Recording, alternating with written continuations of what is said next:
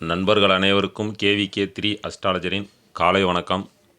இப்போ IPL 2025 38வது match, அதாவது Mi versus CSK. இந்த மேட்ச்சில் எந்த டீம் வின் பண்ணும், மேட்ச்சு சிச்சுவேஷன் என்ன, பெஸ்ட்டு பிளேயர்ஸு எத்தனை பேர் அப்படிங்கிறலாம் சொல்கிறேன். வழக்கமாக சொல்லிக்கிட்டு இருக்கேன். இந்த மேட்ச்லேயும் அதை எதிர்பார்க்கலாம். இந்த மேட்ச் பார்த்திங்கன்னா, நட்சத்திரம் உத்திராட நட்சத்திரம். சந்திரன் சனியுடைய வீட்டுக்கு போயிட்டார், அதாவது தனுசுலேருந்து மகரத்துக்கு போயிருக்கார். இந்த காலகட்டங்களில் பார்த்திங்கன்னா ரெண்டு டீமுமே நிறையா சேஞ்சஸ் பண்ணுறதுக்கான வாய்ப்புகள் இருக்கும். அது என்ன நடக்குது அப்படிங்கிற பார்ப்போம். அப்படி சேஞ்சஸ் இல்லை அப்படின்னாக்கா, வழக்கமாக லைனப்பில் இப்போ பார்த்திங்கன்னா எம்ஐயை பொறுத்த வரைக்கும் ஆர் ரிகால்டன், ஆர் சர்மா இப்படி இந்த வரிசையில் இறக்கியிருப்பாங்க. அதேமாதிரி சிஎஸ்கே பொறுத்த வரைக்கும் எஸ் ரஷீத் அப்படின்னு ஒருத்தர் வந்திருக்கார் புதுசாக. அவர் அன்றைக்கி நல்லா ப்ளே பண்ணியிருந்தார். இந்த வரிசையெல்லாம் கூட ஏற்கனவே லாஸ்ட்டாக விளாண்ட அந்த வரிசையை கூட மாற்றி மாற்றி சேஞ்ச் பண்ணி ப்ளே பண்ணுறதுக்கான வாய்ப்புகளும் இந்த மேட்சை பொறுத்த வரைக்கும் இருக்குது. ஏன் அப்படின்னா, இன்றைக்கி மேட்ச்சில் உத்திராட நட்சத்திரம் ராகுடைய ஆதிக்கம் அதிகமாக தெரியுது. இப்போ ராகு அப்படிங்கிறது பார்த்திங்கன்னா அவருடைய கேரக்டர் பின்னோக்கி பயணம் பண்ணக்கூடியவர். அப்படிங்கிறப்ப எல்லாமே தலைகீழாக நடக்கக்கூடிய அமைப்பில் இருக்கும். இருந்தாலும் எனக்கு தெரிஞ்ச விஷயத்த சொல்கிறேன், எந்த டீம் வின் பண்ணும் அப்படிங்கிறதையும் சொல்கிறேன். அதே மாதிரி ஏற்கனவே போன லாஸ்ட் வீடியோவிலே சொல்லிட்டேன், எல்லா மேட்சுமே நான் வீடியோ பதிவு பண்ணுற மாதிரி பார்க்குறேன். சனிக்கிழமையும் ஞாயிற்றுக்கிழமை வரக்கூடிய இந்த 3:30 மணி மேட்ச் மட்டும் வராது 2 நாளைக்கு. மற்ற இரவு நடக்கக்கூடிய எல்லா மேட்சும் வந்துடும். அதனால் அதை கேட்காதீங்க. ஏன்னா ஒரே நாளில் 2 மேட்செல்லாம் பதிவு பண்ணுற அளவுக்கு எனக்கு நேரம் இல்லை. அதையும் கொஞ்சம் கரெக்டாக புரிஞ்சுக்கிறங்க. இப்போ சிஎஸ்கேயை பொறுத்த வரைக்கும் கடைசியாக விளாண்ட பிளேயர்ஸ் தான் எடுத்திருக்கேன். பார்த்திங்கன்னா MS தோனி அவருடைய தலைமையில் S Rashid, R Ravindra, R Tripathi, R Jadeja, S Dube, V Shankar, J Overton, A Kamboj, N Ahmed, K Ahmed, M Pathirana இவங்கெல்லாம் எடுத்துக்கலாம். இந்த பதிரானா அப்படிங்கிறவர் பார்த்திங்கன்னா விக்கெட் எடுக்கிறார். அவர் 2 விக்கெட் எடுக்கிறதுக்கு கிட்டத்தட்ட ஒரு 70 ரன் கொடுக்குறாரு. அவருடைய ஜாதகம் இப்போ எப்படி தான் இருக்கா என்னன்னு தெரில, அதெல்லாம் கொஞ்சம் பார்த்துக்கிறங்க. அதே மாதிரி மும்பையை பொறுத்த வரைக்கும் ஹெச் பாண்டியா அவருடைய தலைமையில் R Rickelton, R Sharma, W Jacks, S Yadav, T Varma, N Dhir, M Santner, D Chahar, T Boult, J Bumrah, K Sharma. அவர் லாஸ்ட் மேட்ச்சில் அடிபட்டு வெளியில் போனார். திரும்ப வர்றாரா என்னன்னு தெரில. இல்லை புதுசாக யார் வர்றாங்களோ அவங்க நீங்கள் லைனப் விட்டதுக்கப்புறம் பார்த்துக்குறங்க. இப்போ அன்றைக்கி நட்சத்திரம் என்ன அப்படிங்கிற சொல்லியாச்சு. ஃபஸ்ட் இன்னிங்ஸை பொறுத்த வரைக்கும் துலாம் லக்கணத்தில் 1 மணி நேரமும், விருச்சிக லக்கணத்தில் 30 நிமிஷம் நிற்கிது. செகண்ட் இன்னிங்ஸு விருச்சிக லக்கணத்திலே மேட்ச் முடிஞ்சிருது. இப்போ மும்பை ஃபஸ்ட்டு பேட்டிங் பண்ணி சென்னை ஃபீல்டிங் பண்ணால் யார் யாருக்கு நல்லா இருக்குன்னு பார்த்தோம்னா, மும்பையை பொறுத்த வரைக்கும் ரோஹித் சர்மா அவர் ஓரளவுக்கு இன்றைக்கி ப்ளே பண்ணுறதுக்கான வாய்ப்புகள் இருக்கும். அதே மாதிரி W jack, S Yadav, T Varma, H Pandya, J Bumrah இவங்கெல்லாம் எடுத்துக்கலாம். அதே மாதிரி சிஎஸ்கே ஃபீல்டிங் பண்ணும்போது R Ravindra, R Jadeja, S Dube, V Shankar, MS Dhoni, A Kamboj, N Ahmed, K Ahmed இவங்க எடுத்துக்கலாம். இப்போ இதில் 14 பேர் கூடுதலாக சொல்கிற மாதிரி இருக்குது. ஏன்னா இங்கே இன்றைக்கி கிரகங்களுடைய அமைப்பு அப்படி இருக்குது. அதனால் 14 பேர் சொல்லக்கூடிய கட்டாயம் ஆயிடுச்சு. அடுத்த மேட்ச்சில் கொஞ்சம் குறைச்சிக்கிறோம். ஆனால் சிஎஸ்கே ஃபஸ்ட்டு பேட்டிங் பண்ணால் 12 பேர் தான் சொல்ல போகிறேன். இப்போ அதில் சிஎஸ்கே ஃபஸ்ட்டு பேட்டிங் பண்ணி எம்ஐ ஃபீல்டிங் பண்ணால் யார் யாருக்கு நல்லா இருக்குன்னா, R Ravindra, R Jadeja, MS Dhoni, A Kamboj, K Ahmed இவங்களை எடுத்துக்கலாம். எம்ஐ ஃபீல்டிங் பண்ணும்போது R Rickelton, Rohit Sharma, W jack, S Yadav, T Varma, H Pandya, J Bumrah இவங்களை எடுத்துக்கலாம். இதில் 12 பேர் சொல்லியிருக்கேன். மும்பை ஃபஸ்ட்டு பேட்டிங் பண்ணால் 14 பேரும், சிஎஸ்கே ஃபஸ்ட்டு பேட்டிங் பண்ணால் 12 பேரும் அப்படின்னு சொல்லியிருக்கேன். இந்த மும்பையை பொறுத்த வரைக்கும் பவுலர் நான் பூம்ராக் மட்டும்தான் எடுத்திருக்கேன்.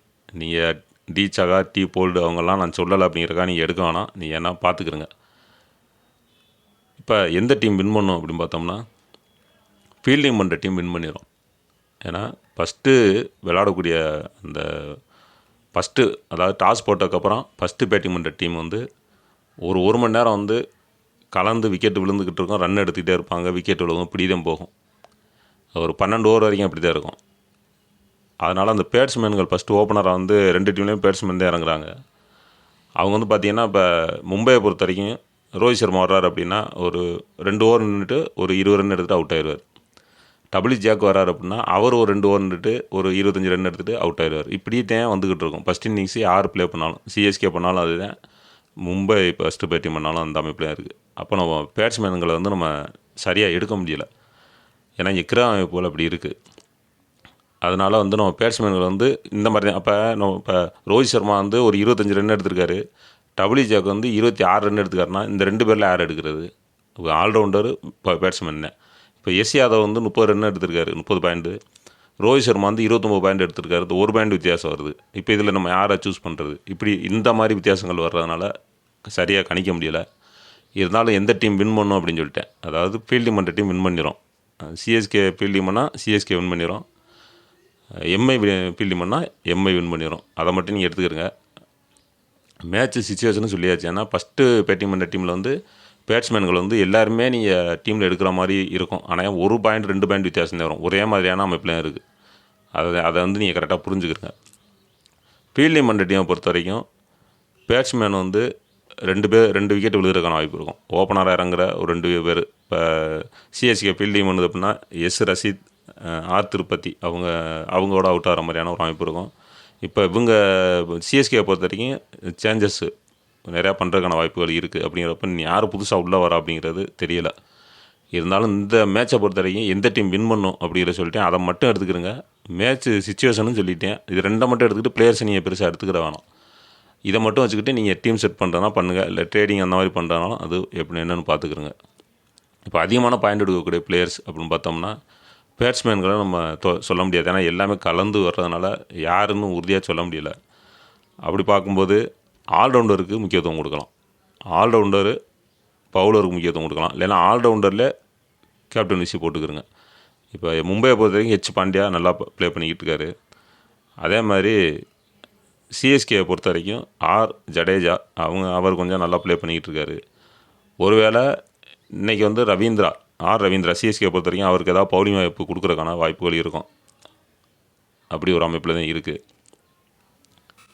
பாயிண்ட் வந்து ஒரு குறிப்பிட்ட பிளேயர் வந்து நல்லா எடுப்பார் அப்படிங்கிற மாதிரியான அமைப்பில் இல்லை. எல்லாமே மிக்ஸ் ஆகி தான் போகுது இன்றைக்கி நட்சத்திரம். அதே மாதிரி நீங்கள் டீம் செட் பண்ணுறது ஒரே டீமில் கேப்டன்சி போட வேணாம், எதிர் டீமில் போடுங்க. இப்போ சிஎஸ்கேயில் கேப்டன் போடுறீங்க அப்படின்னா எம்ஐயில் விசி போடுங்க, இல்லை எம்ஐயில் கேப்டன் போடுற மாதிரி இருந்துச்சுன்னா சிஎஸ்கேயில் விசி போடுங்க. அப்படி ஒரு அமைப்புலையும் இருக்குது. பவுலர் பொறுத்த வரைக்கும் சிஎஸ்கே பவுலருக்கு கொஞ்சம் நல்லா இருக்குது. எம்ஐ பவுலருக்கு பூம்ராக்கு மட்டும் நான் எடுத்திருக்கேன், அவர் கொஞ்சம் நல்லா இருக்க மாதிரி இருக்குது. இதையும் நீங்கள் கவனத்தில் வச்சுக்கிறங்க. இப்போ பெஸ்ட்டு பிளேயர்ஸ் யார் அப்படின்னு பார்த்துருவோம். பெஸ்ட்டு பிளேயர்ஸு 11 பேர் சொல்லியிருக்கேன். அதை 11 பேரும் அப்படியே வந்தால் சந்தோஷம்தான். என்ன நடக்குது அப்படிங்க பார்ப்போம். இப்போ மும்பையை பொறுத்த வரைக்கும் R Sharma, W jack, S Yadav, T Varma, H Pandya, J Bumrah உங்களை எடுத்துக்கலாம். அதேமாதிரி சிஎஸ்கே பொறுத்த வரைக்கும் R Ravindra, R Jadeja, MS Dhoni, A Kamboj, N Ahmed, K Ahmed இவங்க எடுத்துக்கலாம். இப்போ 11 பேர் சொல்லியிருக்கேன் ஒரு டீம் செட் பண்ணுற அளவுக்கு. இதில் எப்படி இருந்தாலும் நீங்கள் பார்த்துக்கிறங்க. ஒரு 8-9 பேர் நல்லா விளையாடக்கூடிய பிளேயர்ஸும் வந்துடுவாங்க.